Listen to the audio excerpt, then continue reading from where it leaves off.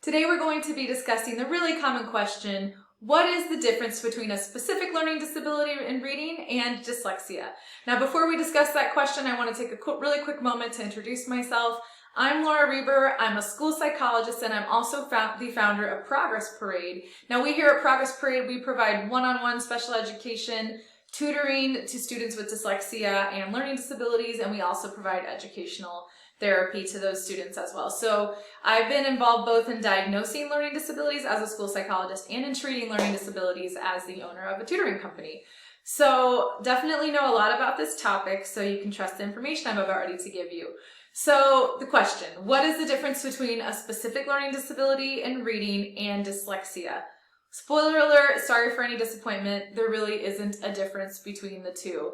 The main difference, if there really is one, is the origin of the diagnosis or where you got the diagnosis. So dyslexia is something that's mentioned in the DSM-4, the DSM quick acronym ABC soup thing is the Diagnostic and Statistical Manual of Mental Disorder, the 5th edition. So the DSM is basically what medical professionals use to make these diagnoses. So people like doctors and psychiatrists are going to rely on the DSM to help make a diagnosis of a specific learning disorder in reading or dyslexia.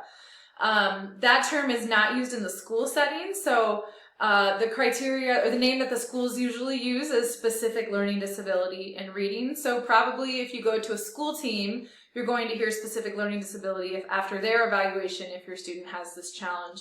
If you go to a psychiatrist or a doctor, you're more likely to hear specific learning disorder in reading or dyslexia. In all cases, it basically means that your student is struggling with reading, that your student likely needs support and something like one-on-one tutoring or support at school to help get them caught up in reading, to help turn that learning challenge into a life-changing achievement. So the treatment's really going to be the same in either case. Now, I'm not saying all students with learning disorders or all students with dyslexia have the same treatment. That is not what I'm saying.